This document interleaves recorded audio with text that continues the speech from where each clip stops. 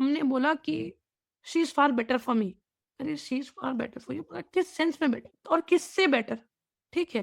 क्योंकि बेटर एक वर्ड है, वो हमेशा किसी स्टैंडर्ड के लिए यूज़ करा जाता है। आपने स्टैंडर्ड तो बताया नहीं।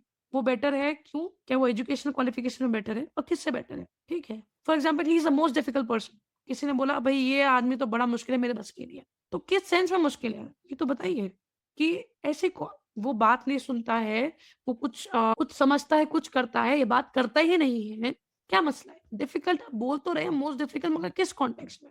ठीक है? ये बताने वाला स्पेसिफाई ही नहीं कर रहा है और सुनने वाला इंसान अपने हिसाब से कह रहा है। फॉर एग्ज़ाम्पल अगर मुझे कोई बोले, मेरे साथ क्लाइंट्स आते हैं, मेरे साथ यही सब चीज़ हो रही होती है। क्लाइंट्स आते हैं, वो बोलते हैं, "भई मेरे हस्बैंड बहुत डिफिकल्ट इंसान है, मेरे तो बस की नहीं है।" अब मेरी नज़र में डिफिकल्ट का क्या मतलब हुआ?